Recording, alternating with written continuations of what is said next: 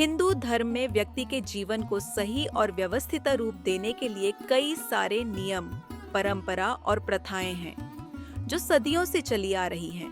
कुछ प्रथाएं ऐसी हैं जिनके बारे में लोग जानना नहीं चाहते, सिर्फ पीढ़ी दर पीढ़ी उसे फॉलो करते आ रहे हैं।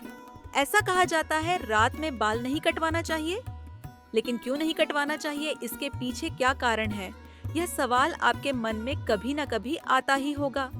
चूंकि ये प्रथाएं प्राचीन समय से चली आ रही हैं, इसलिए इन्हें न मानने की गलती भी कई सारे लोग नहीं करते।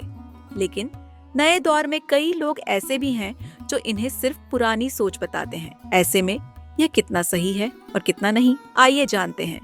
हिंदू धर्म में सूर्योदय और सूर्यास्त का काफी महत्व है और दिन का समय यानी कि प्रकाश के दौरान किसी भी कार्य को करने के लिए सबसे अच्छा समय माना जाता है। किसी प्रकार की कोई क्षति ना पहुंचे, इसलिए प्राचीन काल में नाखून काटने, बाल काटने जैसे कार्यों के लिए दिन का समय ही चुना गया, क्योंकि उस समय रात में सुविधाएं कम हुआ करती थीं।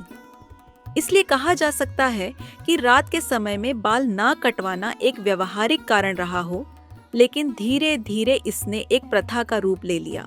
शास्त्रों के अनुसार हमें किसी भी प्रकार के कार्य सूर्यास्त के बाद नहीं करना चाहिए, क्योंकि सूर्य ढलने के बाद संध्या समय में हम ईश्वर की आराधना करते हैं और ऐसा कहा जाता है कि इसी समय लक्ष्मी भी घर में प्रवेश करती हैं। ऐसे में सूर्य ढलने के बाद यदि आप बाल कटवाने जैसे कार्य करते हैं तो यह उनका अनादर हो सकता है। इसीलिए इस समय में बाल कटवाना उचित नहीं माना गया है।